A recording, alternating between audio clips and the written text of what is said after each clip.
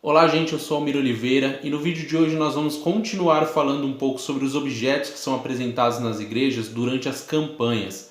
Surgiram algumas dúvidas, mas e aqueles objetos que Paulo mandava, e aqueles objetos descritos lá em Atos? Vamos então falar um pouquinho sobre isso para que a gente venha entender melhor e encerrar esse assunto.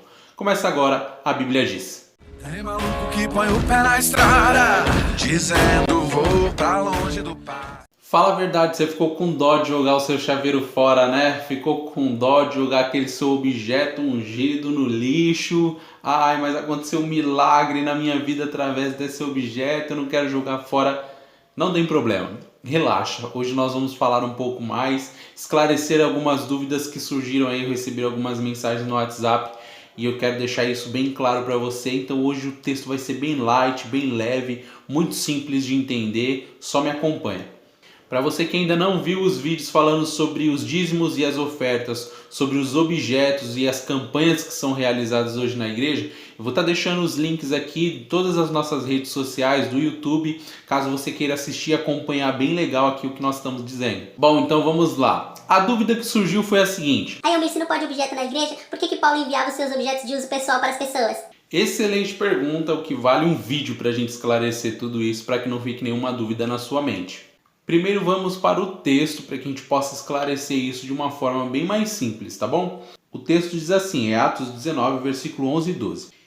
E Deus pelas mãos de Paulo fazia milagres extraordinários, a ponto de levarem aos enfermos lenços e aventais de seu uso pessoal, diante dos quais as enfermidades fugiam de suas vítimas e os espíritos malignos se retiravam. Eu queria aplicar aqui com vocês uma regra básica de interpretação de texto, não só de texto bíblico, mas de qualquer outro texto, caso esse texto seja narrativo. Vai ficar bem mais fácil de você entender. Dá para aplicar em outros textos também, mas o narrativo ele é muito mais fácil de entender. Você vai aplicar a regra das 4 perguntas: quem, quando, onde e por quê. Se você responde essas 4 perguntas, fica muito mais simples de você entender qualquer texto narrativo, qualquer texto que esteja te contando uma história. Então vamos lá. A primeira pergunta que nós temos que responder é quem. Quem é uma resposta muito clara. Está falando sobre Paulo, embora o texto não tenha sido escrito por ele. Boa parte do livro de Atos fala sobre a vida de Paulo e aqui no capítulo 19 está especificamente falando sobre ele. A segunda pergunta que nós temos que responder é quando. Eu não estou dizendo para você fazer especificamente uma pergunta de quando, qual ano foi escrito o texto, e sim de quando, em que momento ele foi escrito. Aqui era durante uma das missões de Paulo de evangelização. A terceira pergunta que nós temos que responder é onde esse texto foi escrito. Aqui está falando sobre uma missão que Paulo fez na Ásia, embora o versículo 11 e 12 não fale muito, mas se você ler o versículo anterior, o versículo 10, vai falar que era durante uma missão de Paulo na Ásia. E a quarta e última pergunta que nós temos que responder é por quê? Se você olhar com um pouquinho de atenção o versículo 10, aí você vai entender que era por causa da evangelização, de toda a propagação que a palavra, o evangelho estava tendo naquele momento. Então aí nós temos o chamado pano de fundo para entender o texto. O texto está falando de Paulo durante uma missão na Grécia que era para evangelização, para difundir, para falar sobre Jesus, para levar o evangelho a todo aquele que pudesse crer em Cristo.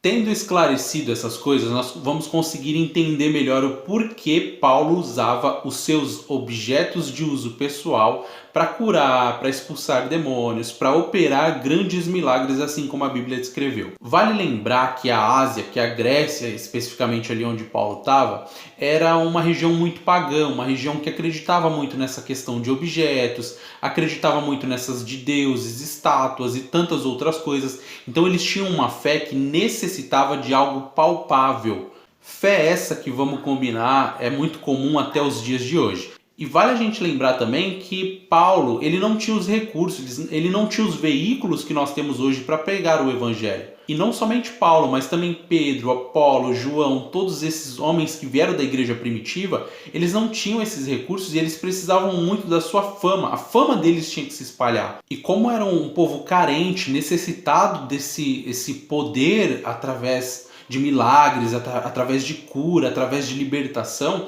eles acabavam se locomovendo, se deslocando para encontrar com esses homens que pregavam o evangelho. Então nós temos Paulo, o homem famoso, que pregava sobre um Deus que veio à terra, morreu por nós, ressuscitou e está aqui para nos salvar. Mas assim como Cristo operou milagres e Paulo sendo um seguidor de Cristo, as pessoas esperavam que Paulo operasse milagres da mesma forma.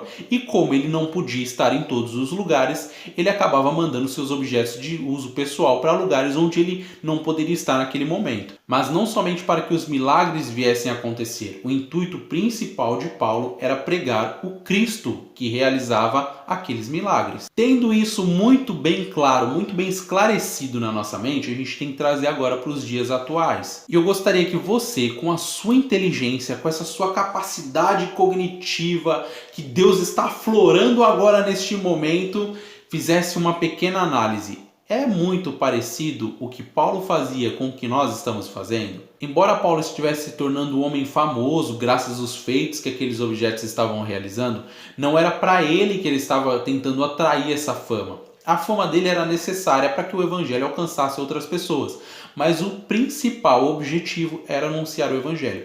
Hoje em dia a coisa muda um pouco de história.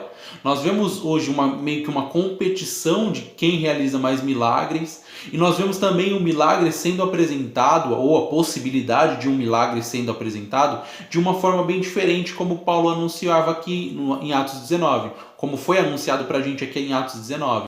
Os milagres de Atos 19 eram sequer semelhantes a uma campanha que foi citada no vídeo anterior.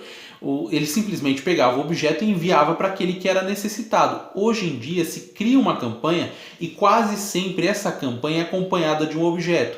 E esse objeto vira um gatilho mental para que se faça um pedido financeiro, uma prisão meio que momentânea para aquela pessoa, porque ela passa a acreditar que se ela não levar o objeto todo culto, ela vai quebrar a campanha, que se ela não ofertar, ela não vai ser abençoada, que se o objeto não estiver perto de uma coisa, ou se não estiver dentro do seu comércio, ou se ela não beber aquele copo d'água, não há possibilidade de a glória de Deus ou que o poder de Deus venha agir. E é esse exatamente o problema que nós estamos vivendo hoje. E muito embora eu tenha me esforçado ao longo desses 3 vídeos para não citar aqui nenhuma campanha ou não parecer desrespeitoso com nenhuma campanha que tenha sido realizada, né, talvez pela sua igreja, você que está assistindo esse vídeo, não tem como eu não pisar nesse campo, porque você não vai ver Paulo dizendo que é uma semente, que é um lenço dele que está curando a pessoa. Você não vai ver Paulo dizendo que uma de suas canetas, uma de suas penas que está libertando alguém. Como nós vemos hoje, pessoas dizendo que é o caroço de feijão que vai te abençoar, que vai te curar do coronavírus. É você tocar no pé da bispa que você vai ser restaurado, que você vai ser abençoado.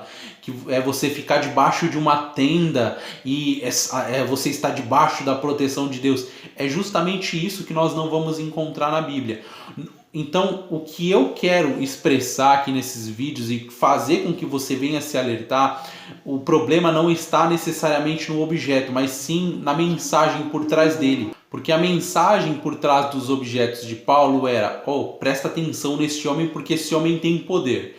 E quando você olhava para aquele homem que parecia ter poder, ele dizia: eu sirvo a um Deus poderoso.